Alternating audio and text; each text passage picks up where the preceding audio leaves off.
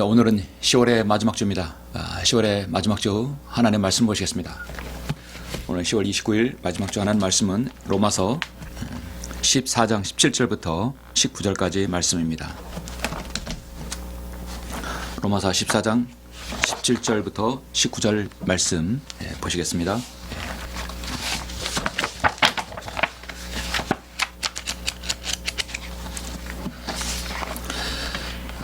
자, 로마서 14장 17절부터 19절 봉독해 올리겠습니다. 하나님의 나라는 먹고 마시는 것이 아니라 다만 성령 안에서 의와 화평과 기쁨이라. 이러한 것들로 그리스도를 섬기는 자는 하나님께 기쁨이요 사람들에게는 인정을 받느니라. 그러므로 화평을 위한 일과 서로를 세워주는 일들을 따라야 할지니라. 아멘. 오늘 이 세 구절 말씀을 통해서 잠시 주님의 은혜를 위해서 기도하시겠습니다. 사랑이 풍성하시고 자비로우며 은혜가 풍성하신 아버지 하나님, 감사와 영광과 찬양을 돌려드립니다. 하나님의 은혜로 구원받고 주님의 은혜 가운데 저희들의 생애를 하나님의 바른 말씀 가운데 살 수 있도록 인도해 주시고, 주님께서 저희들에게 주시는 최상의 평안 가운데 주님 거하게 해주시며, 세계 곳곳에 전쟁과 기근과 정말 많은 어려움들이 있지만 주님께서 저희들 세상의 화평으로 저희들 인도해 주시며, 오늘 이렇게 10월의 마지막 주일을 은혜롭게 주님께 경배드림으로 보낼 수 있도록 인도하심을 감사합니다. 주님께서는 우리에게 화평을 주시기 위해서 오셨고, 의와 또 저희들에게 진정한 자유를 주시기 오셨습니다. 저희들의 죄와 사망으로부터 자유를 얻게 해주시고, 이 땅에서 우리가 교제하는 동안, 주님을 섬기는 동안 또 의를 주시고 화평을 주시기 위함입니다. 주님, 우리가 주님을 섬길 때 필요한 것이 무엇인지 오늘 말씀을 저는 설교하려고 합니다. 이 말씀에 기름 부어 주셔서 성도 간의 아름다운 교제가 있게 해주시고, 그 교제 가운데 좋은 열매들을 털어내줄 수 있도록 인도하여 주옵소서. 오늘 말씀이 우리에게 섬김의 좋은 교본이 될 수 있도록 인도하여 주시길 원합니다. 이 한 시간 함께 드리는 모든 성도들 각자를 주님께서 인도해 주시고 화평으로 인도하여 주옵소서. 주 예수 그리스도 이름으로 기도드렸습니다. 아멘. 오늘의 말씀의 제목은 아름다운 섬김의 결과, 아름다운 섬김의 결과라는 말씀의 제목으로 잠시 말씀을 전하겠습니다. 여러분들은 성도 간의 주님과 함께 이제 교제하면서 또 성도 간의 섬김과 또 여러분 이렇게 주님 섬기는 과정에서 때론 알력도 있고 때론 어려움도 있고 때론 관계의 설정에서 힘든 경우도 있었을 것입니다. 성도를 섬기는 일은 참으로 쉽지는 않습니다. 내가 주님을 오로지 바라보고 목회자 또 설교자의 말씀에 따라서 주님을 바라보고 섬기는 것은 그냥 내가 완전히 부복하고 섬기면 됩니다. 왜냐하면 위대하신 하나님 앞에서는 대꾸가 없습니다. 그냥 종의 자세로 들어가야 되는 것이죠. 그런데 하나님을 섬기는 것과 반대로 또 한 일면에서 성도를 섬기는 부분에 있어서는 그렇게 우리는 때론 자존심을 내세울 때가 많이 있습니다. 하나님 앞에서는 그냥 우리는 서렌더하고 넙죽 엎드리면 되는 것인데, 성도들 앞에서는 그게 잘 안 되는 경우가 있습니다. 공동체에서, 지역교회에서, 또 누구와의 어떤 관계에 있어서 우리는 참으로 좋은 하나님 말씀, 기본적인 자세가 우리에게 필요합니다. 어쩌면 이 본문 말씀 로마서 14장 바로 16절, 17, 18절이 이에 대한 말씀이 아닌가 저는 생각합니다. 여러분은 미국의 발명왕 에디슨을 잘 아실 것입니다. 그의 생애 동안 무려 1000가지 이상이 되는 발명으로 인류에게 공헌은 한 사람입니다. 그렇다면 미국의 발명가, 당시대의 또 최고의 발명가 니콜라 테슬라를 여러분은 아십니까? 이름을 처음 들어보는 분들 있을 것입니다. 오늘날 많이 요즘에 나오는 자동차, 전기 자동차 회사가 또 테슬라죠. 그래서 테슬라는 이제 우리에게 친숙한 이름이 되었습니다. 우리가 흔히 세상에서 잘 알려진 경쟁자를 가리켜 세계의 라이벌이라고도 하죠. 니콜라 테슬라는 당대 발명왕 에디슨을 능가한다고 평가받았던 라이벌 중에 라이벌이었습니다. 두 사람 평생 동안 싸웠습니다. 서로를 깎아내리고 서로를 위해 그러니까 자기가 옳다고 자기가 더 훌륭하다고 그렇게 평생 동안 싸웠던 정말 악연 중에 악연이었습니다. 세계 최초로 백열 전구를 발명한 에디슨은 1878년 뉴 신문에 이렇게 자신은 말합니다. 나는 하나의 기계로 1000개 아니 1만 개의 전등을 만들 수 있다. 발명가이자 사업가인 에디슨은 생애 최고의 발명품인 전구로 세계 곳곳에 어둠을 밝혔습니다. 그런데 그런 그의 발표를 속으로 비웃는 사람이 있었습니다. 바로 테슬라였습니다. 테슬라는 에디슨의 직류 시스템에 이 송신 거리가 1마일 한계를 가진 치명적인 약점을 잘 알고 있었습니다. 많은 전구를 달 수 있지만 그 길이를 길게 연장시키지는 못하거든요. 결국은 오늘날 우리가 쓰는 이 사회 전반적인 시스템은 사실 교류 시스템이죠. 자동차는 직류지만 우리가 보는 일반적으로 쓰는 것은 교류입니다. 멀리까지 갈 수 있기 때문입니다. 테슬라는 교류 발전기가 직류 전기의 단점인 1마일의 족쇄를 해결할 수 있다고 지적했지만 에디슨은 나는 교류에는 관심이 없다. 교류에는 미래가 없다고 그렇게 깎아내렸습니다. 교류는 모든 시간을 허비하고 있다. 게다가 직류는 완전한 데 반해 교류는 죽음의 전류라고 응답했습니다. 강력하니까요. 닿으면 죽기 때문에 죽음의 전류라겠습니다. 이렇게 해서 세상을 밝히는 전류 싸움이 시작됐습니다.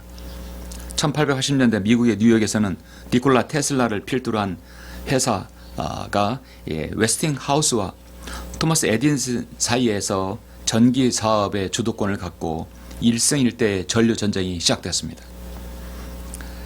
세상을 그때 당시에 살아간 사람들은 모두 다 참으로 엄청난 그 시대의 발전을 이루게 되는 그 사건들이죠. 누가 이겨도 인류에게 공헌을 하는 것입니다. 직류와 교류 중 어떤 것이 전기 시스템을 표준으로 삼는 것에 대한 싸움이 시작된 겁니다. 에디슨은 직류로, 테슬라는 교류를 써야 한다고 주장합니다. 특히 이 싸움에서 발명의 아버지라고 칭송하는 에디슨의 내면에 감추어진 그 욕망이 드러나기도 했습니다. 한 번은 연방교도소에서 전화가 에디슨에게 왔는데 그 연방교도소에서 말하기를 사형수를 집행하는데 교수형은 너무나 많은 고통이 따른다. 당신이 발명한 전기를 사용하면 고통 없이 죽게 할 수 있지는 않는가? 전기로 사형수를 생을 마감하게 하는 것은 어떤가? 그렇게 했는데 에디슨은 뭐라고 했냐면 에디슨은 즉각을 이렇게 말했습니다. 사형수에게 내가 만든 직류보다 교류가 더 최고입니다. 바로 즉사해 버리죠. 자신이 분야에서 2등이 되는 것을 참을 수 없었던 에디슨은 테슬라의 교류 시스템을 사용 방법에 적용시키라고 했던 것입니다. 사실 어떻게든 흠집내기가 그의 이제 주된 또 공격의 한 방향이었기 때문에 교류는 너무 위험하고 인간에게 닿으면 바로 즉사해버리죠. 그래서 교류를 권했던 것입니다. 어떻게 하면 그 교류 시스템에 사람들에게 좀 더 안 좋은 이미지를 주려고 하는 의도였죠. 한편 에디슨에게 몹시 실망한 테슬라는 1886년에 자신의 회사를 설립했어요. 그리고 1887년 교류 시스템에 대한 발전기나 모터, 변압기 모두를 다 만들어냈고 일반적으로 사회에서 쓰는 모든 기계들은 교류로 사용하게 되었습니다. 그래서 테슬라 코일이라는 세계 최초의 교류 전기 모터를 허가를 받게 되어서 결국은 전류에서는 이 전류 싸움에서는 테슬라가 승리를 했던 것입니다. 오늘날 산업 발전과 기관, 자동차뿐만 아니라 전반적인 시스템에서 자동차를 빼고 대부분의 시스템은 교류 전기를 사용하고 있지 않습니까? 아이러니하게도 오늘날 전기 자동차의 대부분은 테슬라 자동차인데 그 회사 이름도 테슬라라는 사실을 참으로 우리는 알 수 있습니다.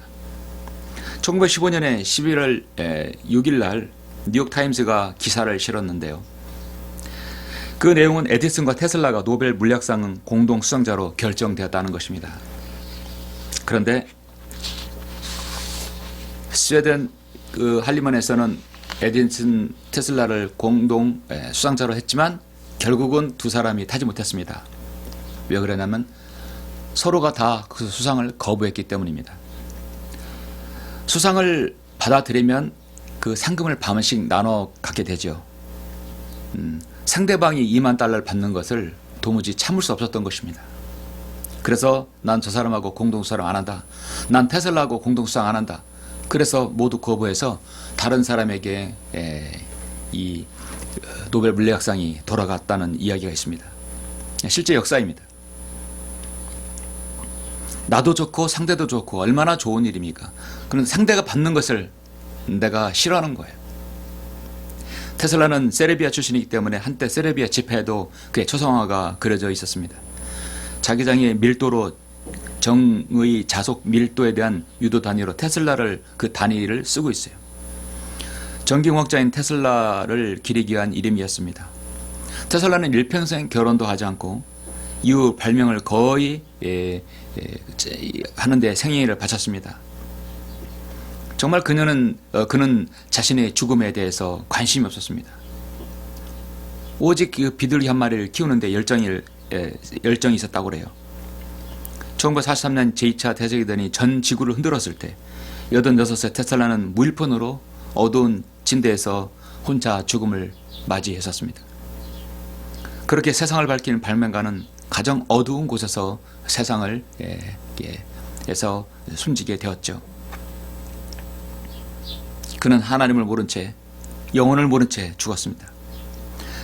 타고난 사업가를 알려진 에디슨은 전류전쟁에 패했지만 그에게는 엄청난 부를 가져다 주었고 이후 많은 발명을 해서 총 1093개의 특허가 에디슨에게 끊임없이 주어졌던 것입니다. 정말 노력하는 천재였습니다. 테슬라는 세상 구석까지 빛을 선사해 주었지만 정작 자신은 빛을 보지 못한 어두운 방 안에서 생을 마감했습니다. 서로가 훌륭한 과학자이자 공학자이자 발명가, 인류에 공헌을 한 두 사람이었습니다. 그러나 그들은 평생을 앙숙처럼 지냈습니다. 서로를 깎아내렸습니다. 아름답지 못한 관계를 갖고 헤어졌던 것입니다. 자, 예수 그리스도께서 자신 안에 내주하지 않는 세상의 사람들, 하나님을 모르는 사람들은 어떻게 하면 서로를 헐뜯고 서로를 비방해서 내가 올라갈까 생각합니다. 내가 더 올라가려면 상대방이 깎아내려져야 합니다. 이것이 세상을 사는 이치입니다. 내가 더 많이 차지하고 우위를 차지해야 하는 그런 양육강식의 세계에 우리는 살고 있습니다. 마귀에 관장하는 세상이기 때문입니다. 정글이기 때문입니다.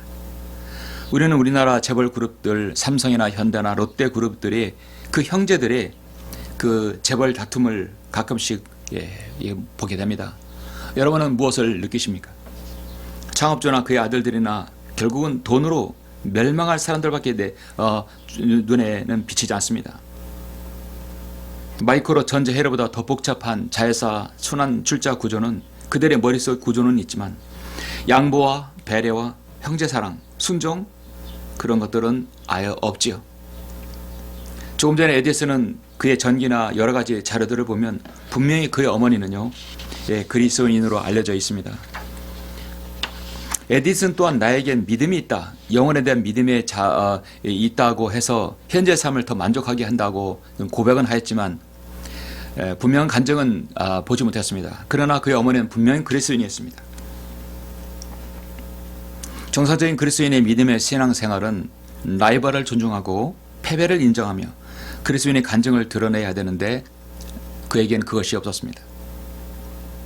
저는 오늘날 교회 안에서와 공동체 안에서 주님을 섬기는 것과 서로를 섬기는 것에 대한 부분을 잠시 말씀을 드리고자 합니다. 하나님께서는 오늘날 예수 그리스도의 신부인 교회를 통해 섬김을 서로 하라고 섬김을 받으라고 말씀하고 있습니다. 그 섬김의 원칙과 도를 성경 여러 부분에서 말씀하고 있죠. 고린도전서 12장 18절에 보면 그러나 이제 하나님께서는 친히 원하시는 대로 지체들 각각을 몸 안에 두셨느니라. 만일 모두가 한 지체이면 몸은 어디겠느냐. 그러나 이제 지체들은 많아도 한 몸이니라 했습니다. 한 몸 안에 많은 지체들이 있는데 서로 싸우지 말라는 얘기죠.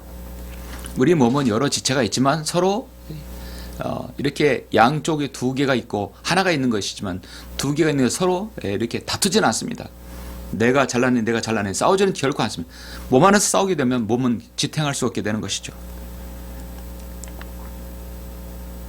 그리스도인의 교회에 반드시 공동체에 속해야 하는 이유는 교회를 통해서 하나님의 그 교제의 원리를 알기 위함인 것입니다. 그러나 오늘날 지역교회가 많이 없고 또 단일교회가 정상적인 교회가 없기 때문에 참으로 아름다운 교제를 하지 못하는 것이 너무나 아쉽습니다. 우리 몸이 각 지체들의 몸에 속하여 각 기능을 하듯 그리스도인도 그리스도의 몸의 지체들이므로 지체들이 모이는 곳에서는 각자의 기능을 해야 합니다. 이를 위해서 하나님께서는 성도 개개인에게 은사를 주셔서 각자의 역할을 담당하게 하시고 서로를 섬김으로 교회를 세워나가게 하셨습니다. 그래서 주님께서 너희는 서로 사랑하라고 새 계명을 우리에게 주셨습니다. 교회에 속하지 않는 성도는 이 땅에 없습니다. 사실 전체적으로 보면 바로 하나님의 교회에 모두 다 속한 사람들입니다. 두 사람이 모이면 교제가 되고 세 사람 모이면 교제가 더 아름답게 되게 되죠. 예배가 되고 섬김이 되는 것입니다. 교제가 있으면 섬김이 있게 되어 있습니다. 오늘 보면 로마서 14장은 로마서의 정수 중에 또 교리의 정수 중에 한 부분입니다. 한 사람의 생애가 죄 가운데 있으면서 어떻게 구원받았고 성장하고 영적 전쟁을 거치고 있는지 성장한 그리스도인이 되어서 어떠한 섬김이 되어 있는지 자세히 말씀하고 있습니다. 로마서 12장에 올라가면 드디어 그리스도인이 성숙한 면을 12장부터 볼 수 있습니다. 자신의 인생에서 하나님의 뜻을 발견하고 난 다음 교회 안에서 또 처신과 교회 밖에서의 처신 그리고 국가와 사회에 대한 그리스도인의 자세를 13장부터 14장에 걸쳐서 설명하고 있습니다. 14장은 개인적으로 의심스러운 쟁점, 과연 마귀에게 제사하는 음식을 먹어야 되는가 먹지 말아야 되는가, 이 먹는 것을 판단하는 것에 대해서 말씀하고 있어요. 사실 그래서 16절에서는 결론을 말씀하고 있죠. 그러므로 너희의 사는 것이 비방받지 않게 하라. 내가 볼 때 선하다고 생각하는 것이 상대방에게 연약한 양심을 가진 사람에게 상처가 된다면 안 해도 된다는 것이죠. 당시 로마 교회는 유대인과 헬라인 간의 갈등이 컸었습니다. 그것은 아주 사소한 것이었습니다. 바로 음식과 날에 관한 해석 때문이었습니다. 유대인들은 예수 그리스도를 믿고 난 후에 여전히 음식과 날에 대한 율법의 규정을 철저히 지키고 있었어요. 유대인들은 아직도 그리스도 안에서 누리는 자유를 확신하며 누리지 못했기 때문에 유대인들이 율법을 금한 음식은 절대 먹지 않았습니다. 여전히 구약시대처럼 안식일을 철저히 준수하는 경향이 짙었습니다. 반면에 이방인들이 되어서 구원받은 성도들은 이 복음 안에서 자유를 누렸기 때문에 음식과 날에 대한 율법에 의해서 자유로웠습니다. 그러므로 그들은 우상에게 숭배한 그런 제사 음식은 그건 하나님께서 주신 것이기 때문에 먹어도 괜찮다는 것입니다. 자유롭게 음식에 대해서 정말 자유로웠습니다. 오늘날 우리가 그리스도인이 이 땅에서 안식일에 대한 규정에 얽매이지 않고 먹는 것에서 규정에 얽매이지 않는 것과 동일한 것이죠. 그래서 일부 육신적인 성도들은 유대인과 헬라인들이 각각의 자신들의 행동이 옳다고 서로 비방하고 했던 것입니다. 유대인들은 헬라인들이 율법을 무시하는 부정한 사람들이라고 무시했고, 헬라인들은 유대인이 복음의 능력을 깨닫지 못한 율법에 아직도 갇혀진 사람이라고 또 무시했던 것입니다. 그래서 사도 바울은 이 14장에서 이 먹는 것에 대해서 또 안식과 율법에 대해서 다시 한번 정확하게 잘 정의를 내리고 강조하고 있습니다. 사도 바울의 요지는 유대인과 헬라인 서로를 향해서 판단하거나 비방하지 말라고 고면하는 것입니다. 유대인과 헬라인에게는 율법으로 정죄하지 말라고 교훈했습니다. 헬라인은 복음에 대한 확신이 부족한 유대인들을 이해하라고 용납하고 권면했습니다. 만약 우리가 남을 판단한다면 언젠가는 예수 그리스도 앞에서 우리도 판단받을 것이기 때문이라고 했습니다. 그러므로 판단하기보다는 떨리는 마음으로 각자의 주를 위하여 살라고 존중하라고 말씀하고 있어요. 그래서 로마서 14장 10절에 보면 이렇게 말씀하죠. 그런데 너는 어찌하여 내 형제를 판단하느냐? 어찌하여 내 형제를 없이 여기느냐? 우리가 모두 그리스도의 심판상 앞에 서리라 라고 분명히 말씀하고 있습니다. 참으로 교제는 하나님께 기쁨이요 성도들에게 인정을 받고 아름다운 섬김의 결과가 있어야 되겠죠. 그렇다면 오늘 말씀의 제목대로 아름다운 섬김의 결과, 성경은 세 가지를 말씀하고 있습니다. 첫 번째로 아름다운 섬김의 결과는 성령 안에서 의가 있어야 된다는 것이죠. 16절에 보시면 그러므로 너희의 선한 것이 비해방받지 않게 하라. 하나님의 나라는 먹고 마시는 것이 아니라 다만 성령 안에서 의와 화평과 기쁨이라. 이미 답은 나왔습니다. 아름다운 섬김의 결과는 바로 의이고 화평이고 바로 기쁨입니다. 로마서 3장 21절을 보면 그러나 이제는 율법 없이 하나님의 의가 나타났으니 율법과 선지자들을 통해 증거된 것이니라. 하나님의 의는 예수 그리스도를 믿음으로 인한 것으로 모든 자와 믿는 모든 자에게 미치나니 차별이 없느니라 했습니다. 우린 먼저 이 세상에서 썩어질 육신의 몸을 입고 더러운 자기 의 가운데서 우린 살았었습니다. 그러나 예수 그리스도를 통하여 하나님의 의를 받게 되었죠. 하나님께서 죄를 알지도 못하는 우리를 그를 위하여 죄로 삼으신 것은 우리로 하여금 그 안에서 하나님의 의가 되게 하려 하심이라. 고린도후서 5장 21절에서 말씀합니다. 로마서 10장 3절에서도 이는 그들의 하나님의 의를 모르고 자기들의 의를 세우려 함으로써 그들 스스로 하나님의 의에 복종치 아니했다고 말씀하고 있습니다. 다윗도 시편에서 기도하기를 보소서 내가 주의 법규들을 사모하였으니 주의 의 안에서 나를 소생시키소서. 성경은 여러 곳에서 하나님의 의를 강조하고 있습니다. 우리가 주님의 의를 힘입어서 살았고 구원받았다면 이제 주님의 의를 드러내야 되는 것이죠. 이 의는 자기 의가 아니라 하나님의 의입니다. 주님께서 마태복음에서도 왕국의 법령을 선포하실 때 법령의 핵심은 바로 의였습니다. 너희의 의가 서기관들과 바리새인의 의보다 뛰어나지 못하면 결국 천국에 들어가지 못하리라 말씀하셨습니다. 유대인들이 왕국에 들어가는 의는 서기관들과 바리새인들의 율법의 의보다 훨씬 더 엄격한 의가 바로 요구되었던 것입니다. 교회 시대의 의는 바로 율법에 의한 의가 아니라 예수 그리스도를 통한 하나님의 의를 소유해야 되는 것이죠. 하나님의 나라에서는 하나님의 의가 가장 중요합니다. 우리가 하나님 앞에서 성도에 대한 섬김에서 가장 중요한 첫 번째가 늘 주님의 이름을 드높이는 섬김이 되어야 됩니다. 그것은 바로 하나님의 의를 드러내는 것이죠. 목적은 첫 번째 하나입니다. 하나님의 의를 드러내느냐 못 드러내느냐입니다. 성숙한 그리스도인의 첫 번째 교제 우선순위는 하나님의 의입니다. 자기 의가 아니라 하나님의 의를 드러내는 것이죠. 오늘날 우리가 주일날 경배 드리면서 가장 높임을 받는 일은 무엇입니까? 예수 그리스도를 드높이는 것이죠. 하나님의 의를 드러내는 것입니다. 그게 첫 번째가 바로 영과 진리로 경배 드리는 것입니다. 오늘 마지막 시대의 특징 중 하나가 바로 사람들의 의를 자기가 자랑하는 것이죠. 사람들이 자기를 자랑하며 자기 의를 자랑하는 것이죠. 하나님을 사랑하기보다 쾌락을 더 사랑한 것이라고 말했습니다. 바울의 초점은 나의 목숨, 나의 안락, 나의 의, 나의 가족, 내 수입, 내 결혼생활, 내 사업, 내 노후를 한 번도 강조하지 않았습니다. 언제나 하나님의 의를 드러내기를 원했어요. 설교 중에도, 교제 중에도, 가르치는 것에도, 섬기는 것에도, 살든지 죽든지 오직 하나님의 의를 드러내는 것이었습니다. 그래서 우리의 교제는 과연 여기에서 하나님의 의가 얼마나 드러나는가, 그것이 바로 핵심이었던 것입니다. 아름다운 섬김의 결과 두 번째가 무엇이 나타나냐면 바로 화평이 있어야 됩니다. 화평은 평화, 화평 바로 피스입니다. 바로 평안이 있어야 되는 것이죠. 그럼 우리 말에는 화평한, 화평, 평화 같은 말입니다. 다 피스입니다. 고린도후서 13장 11절에 보면 형제들아 마지막으로 말하노니 기뻐하라 온전하게 되라 위로를 받으라 한 마음을 품으라 평안히 지내라 그러면 사랑과 화평이 하나님께서 너희와 함께 계시리라. 화평이 뛰어나서 성령 하나됨을 열심히 지키도록 노력하라.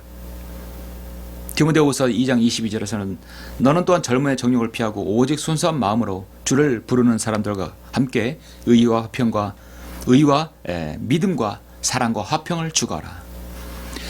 결국 우리 주님께서 말씀하는 첫 번째 하나님의 의를 추구하고 또 두 번째가 화평을 추구하라는 것이죠. 그리스도인이 서로 모이면 의를 내세우면 당연히 거기에는 평안이 있고 화평이 있게 되는 것입니다. 어떤 경로를 통해서든 간에 그리스도인에게 서로 화평이 깨져버리면 그것은 정상적인 교제가 되지 못하는 것이죠. 그러므로 우리가 믿음으로 이렇게 되었으니 우리 주 예수 그리스도를 통하여 하나님과 화평을 가느니라. 로마서 5장 1절 말씀하고 있습니다.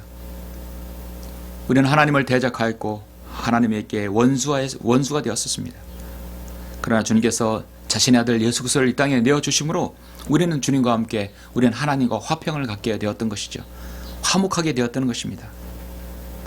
그래서 주님께서도 사도 바울을 통해서 그렇게 서로에게 서로 섬김에 있어서는 화평을 갖는 교제가 중요하다고 말씀하고 있습니다. 로마서 12장 18절에서도 가능한 너희 편에서는 모든 사람과 더불어 화목하게 지내라. 화목하게 화평을 가져라는 얘기입니다. 하나님과 화평을 갖는다 하면서 성도가 서로 냉랭한 기류를 흐른다고 한다면 당사자 간에 문제가 있는 것이죠. 그리스도는 평화의 힘을 가진 자들입니다. 세상에서는 트러블 메이커가 되지만 교회 안에서, 지역교회 안에서, 모임 안에서는 바로 피스 메이커가 되어야 되는 것이죠. 세상에서는 이것도 좋다 저것도 좋다 다 평화를 이루자, 그것은 바로 사탄의 방법이고 바로 적그리스도의 주된 무기가 바로 화평이라 했습니다. 그러나 우리는 교회 안에서, 믿음 안에서, 성도 안에서는 화평이 바로 우리의 무기가 되어야 되는 것인데요. 나가서는 우리는 바로 트러블 메이커가 되는 것입니다. 왜냐하면 우리는 세상의 죽음과 지옥을 강조하기 때문입니다. 예수 그리스도의 재림을 강조하기 때문에 믿지 않는 자들에게는 믿을 수 없고 정말 싫은 것이거든요. 마귀는 마지막 시대 하나님의 교회인 이 지역교회, 이 여러분 모임에서 무엇을 심어 놓습니까? 바로 화평을 깨는 일입니다. 가장 사탄이 주된 무기가 바로 화평을 깨는 것이죠. 우리 성도들은 보통 이미 변개된 성경에서 성별하고 바른 말씀 위에 또 여러분 기틀을 잡았고 바른 교리가 정립되어 있습니다. 거짓되고 허황된 교리로부터 성별한 사람들입니다. 그래서 성경에 관해서는 타협이 없습니다. 말씀에 관해서는 확고부동합니다. 재림에 대해서도 소망이 요지부동입니다. 먼 산 굴만 봐도 주님께서 오시지 않나 그렇게 기다리는 성도들입니다. 복음의 열정도 있습니다. 혼도를 주님께로 이겨옵니다. 그런데 섬김에 있어서는 마귀가 여기서 들어가는 것입니다. 마귀가 개입해서 바로 자신의 자존심을 건드립니다. 자존감을 건드리고 실수하게 하고, 그래서 그걸 지나갈 수도 있는데 지나가지 못하게 하는 것입니다. 서로에게 화평을 깨기 위해서 마귀가 이간질하는 것입니다. 서로의 섬김에 있어서는 화평이 있어야 되는데 이게 정말 쉽지 않습니다. 사실 서로 간에서 배려가 있고 이해해 준다면 문제는 없는데요. 아까 첫 번째 말씀드린 자신의 의를 강조하게 되면 화평이 깨지게 되는 것입니다. 괜히 잘난 척하는 것처럼 보여지게 되는 것이죠. 아무리 선한 사람, 아무리 착한 사람, 아무리 믿음으로 말씀으로 무장된 사람도요, 자존심을 기다리고 자존감을 무너지게 하면 화평이 깨질 수밖에 없어요. 그래서 누가 교제하고 화평을 깨는 일을 많이 한다고 하는 사람은 아주 대화에서 조심해야 합니다. 말은 한번 던지면 공온단한 것이에요. 상대방의 비수에게 꽂히게 되면, 마음에 꽂히게 되면 오랜 기간 동안 잊혀지지 않습니다. 그러면 그 사람과 교제하는데 벽이 생겨버립니다. 화평이 있을 리가 없게 되는 것이죠. 사탄은 늘, 마귀는 우리 안에서 평화를 깨고 화평을 깨고 가정과 교회 안에 모임 안에서 화평을 깨는 것이 마귀의 주된 사역입니다. 화평을 깨서 부추기는 것입니다. 불평불만하게 하는 것입니다. 그래서 화평을 깨는 가장 주된 동기가 바로 판단하는 겁니다. 그런데 너는 어찌하여 내 형제를 판단하느냐? 어찌하여 내 형제를 업신여기느냐? 그래서 누구를 판단할 때, 평가할 때는요, 굉장히 조심해야 합니다. 마가복음 11장 25절에서 너희가 서로 기도할 때 만일 어떤 사람과 적대 관계에 있다면 그를 용서하라. 그러면 하늘에 계신 너희 아버지께서도 너의 허물을 용서하시리라 했습니다. 서로 용서하고 용납하고 받아들이라. 다정다감하게 하고 말하고 친절하라. 비방하지 말고 말다툼하지 말며 온유하게 말하라. 너희는 서로 사랑하라. 여러분, 이런 주님의 말씀을 우리가 실천하는 게 가장 어렵습니다. 너는 복음을 전하고 예수 그리스도의 재림을 기다리고 성경의 이런 천천연주 예수 그리스도를 재림을 믿고 따르라. 얼마든지 할 수 있습니다. 근데 서로와의 관계에 있어서 용서하고 용납하고 받아들이고 다정다감하게 말하고 친절하고 비방하지 말고 함부로 판단하지 말고 말다툼하지 말고, 이게 쉬운 일인 게 아닌 것이죠. 그런데 내가 낮아지면, 물처럼 낮아지면, 상대방의 입장에 역지사지를 갖고 있다면 충분히 가능한 일입니다.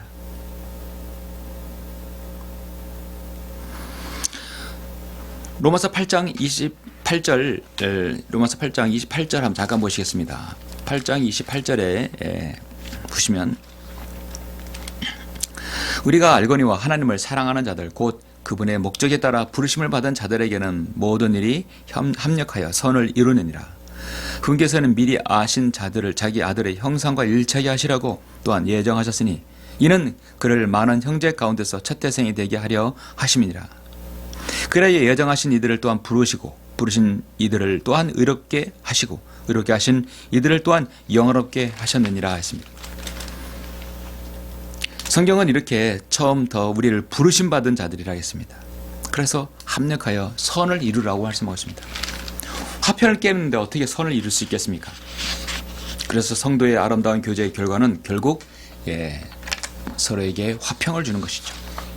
아름다운 섬김의 결과, 세 번째로 성도 안에 기쁨이 있는 것입니다. 즐거움과 기쁨이 있게 되어 있어요.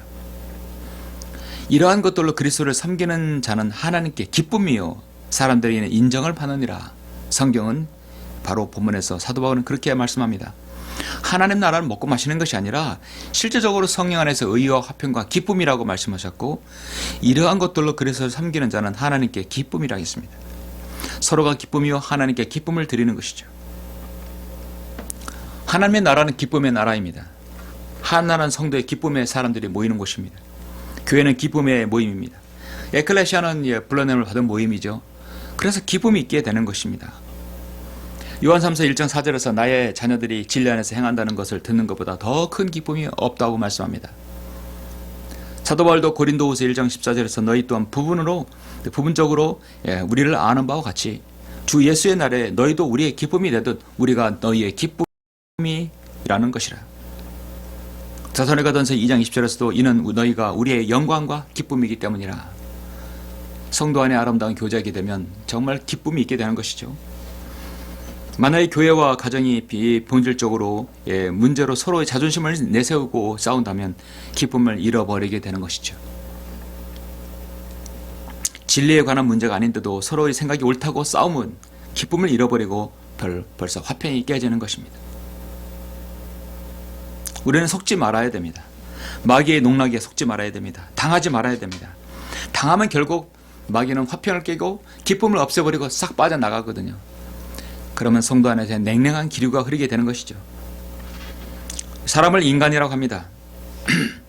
이 간자가 사이간자입니다. 서로가 사람과 사이의 관계의 사람이란 것이죠. 관계의 그 관자입니다. 간자입니다. 인간이라는 것은 서로가 서로를 이렇게 사람이 받쳐주고 있어야 되는 거예요. 사람인자입니다. 여러분 보실 때 사람인자는 이렇게 받쳐줘야 되는 것이죠. 그리고 서로의 사이 서로와 서로와의 사이의 관계 설정을 가지고 있는 것입니다. 그래서 이 동물의 사회는 양육강식만 존재합니다. 양육강식과 종족 보존만 가능하지만 사람과의 관계에서는 서로가 받쳐주는 것입니다. 그래서 인간이에요. 인간만이 서로를 이해하고 서로에게 사이의 관계가 설정된 사람들입니다. 사람이 죽으면 공동묘지에 묻히게 되고 낙골 땅에도 이렇게 가게 되면 사이사이에 들어가겠죠. 먼저 누운 사람, 먼저 낙골당에 들어간 사람은 그 사이에 또 들어가게 되는 것입니다. 그래서 결국 죽어서도 사람과 사이에 들어가게 되는 것이죠. 야고보서 1장 19절에서 그러므로 나의 사랑하는 형제들아, 사람마다 듣기는 빨리하고 말하기는 더디하고 성내기도 더디하라. 사람의 성내는 것이 하나님의 의를 이루지 못함이라 말씀하고 있습니다. 우리는 주님과의 교제에 있어서 당연히 주님의 하나님의 말씀에 대한 것에 완전히 보복하고 우리는 그 자세를 그냥 그대로 굽힙니다. 왜냐하면 전능하신 하나님 앞에서는 자기 의를 드러낼 것이 없기 때문입니다. 그러한 자세로 서로를 섬겨야 되는 것이죠. 하나님의 의로 거듭난, 하나님의 예수 그리스도의 피로 거듭난 성도가 내 앞에 있다고 한다면 그 성도도 동일하게 존중해야 되는 것이죠. 어떤 말이라도 상대방에 대해서 기분을 언짢게 하거나 내가 이렇게 말하면 상대방이 어떤 생각을 할까? 어떤 마음이 들까라고 생각을 해봐야 되는 것이죠. 자기 생각한 대로 말을 툭툭 내뱉고 던져버린다면 그 말이 비수처럼 상대방의 마음에 꽂히게 되는 것이죠. 감정이 있는 동물이 바로 인간인 것입니다.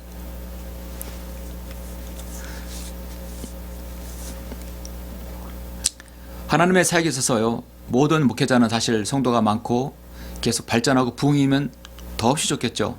모든 목회자가 꿈꾸는 것입니다.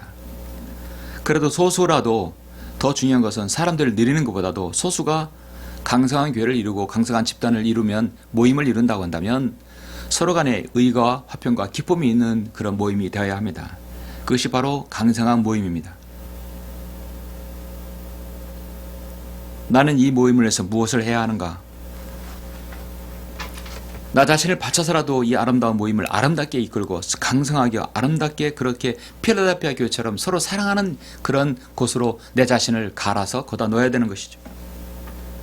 내가 더 낮아져야지, 내가 더 겸손해져야지, 내가 더 섬겨야지, 내가 더 들어야지. 예, 그런 자세로 서로 섬긴다면 의와 화평과 기쁨이 있게 되는 것입니다.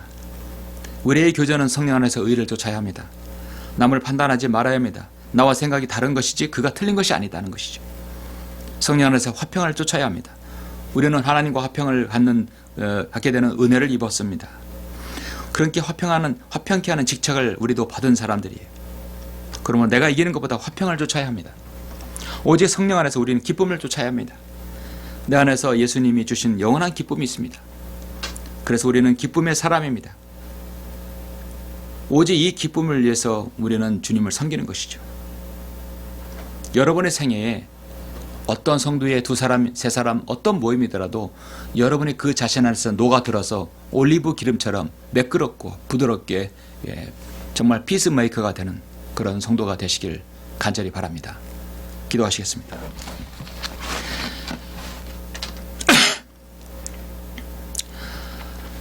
존귀하시고 거룩하신 아버지 하나님 감사합니다. 주님은 저희들에게 귀한 모임을 주셨습니다. 예수 그리스도의 피로 거듭난 성도들의 아름다운 모임입니다. 비록 두세 사람이 모일지라도 그 안에 주님께서 하나님의 의와 화평과 기쁨이 되기를 원합니다. 오늘 이 시대에 참으로 많은 지역교회가 있어야 되는데 지역마다 지역교회가 없어서 홀로 또 두세 사람이 이렇게 아버지 하나님 고분부터하며 주님을 섬기는 성도들이 많이 있습니다. 주님, 그들에게도 하나님께서 함께 하셔서 하나님의 의 가운데 화평 가운데 기쁨을 주는 아버지 하나님이여 모임이 형성될 수 있도록 주님께서 인도하여 주옵소서.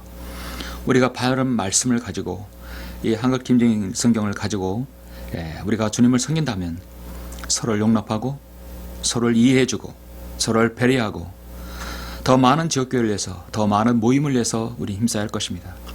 편협하고 옹졸한 목회가 아닌 정말 대의적인 목회로, 정말 사랑이 있는 목회로 목회가 될 수 있도록 여러 지역교회 목회자들 주님께서 인도하여 주옵소서. 하나님의 말씀의 원리를 잘 따르는 모든 신실한 목회자, 모든 성도들이 될 수 있도록 인도하여 주시길 원합니다. 모든 것을 감사드립니다. 주 예수 그리스도 이름으로 기도드렸습니다. 아멘. 영광을 주께 찬송가 407장입니다.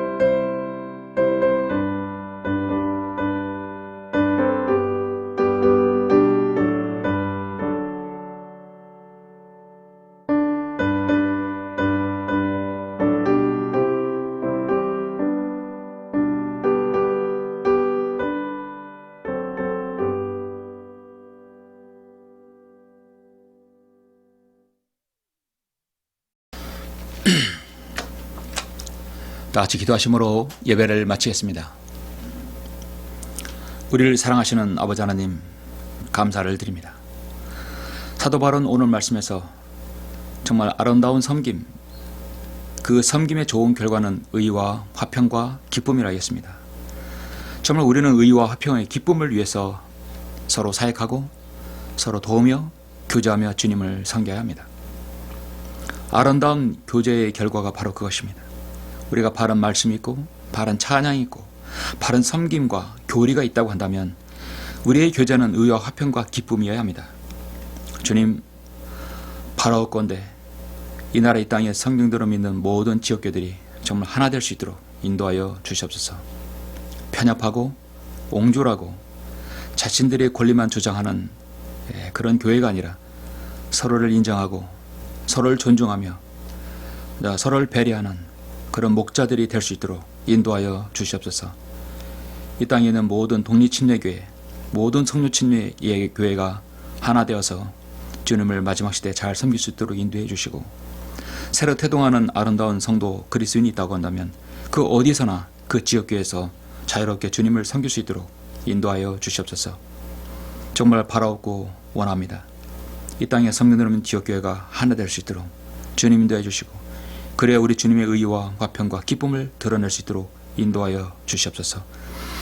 오늘 이 경배에 함께 참여한 모든 소중한 성도들 주님 은혜로 한 줄 동안 잘 거하게 해주시고 건강으로 함께 지켜주시길 원합니다. 세계가 전쟁으로 혼란스럽고 시끄럽습니다. 주님, 이스라엘에게 정말 화평이 올 수 있도록, 예루살렘에게 화평이 올 수 있도록 주님 인도해 주시고, 그것은 곧 주님의 재림만이 답입니다. 속히 오실 주님을 우리는 기다리고 있습니다. 주 예수 그리스도 이름으로 기도드렸습니다. 아멘.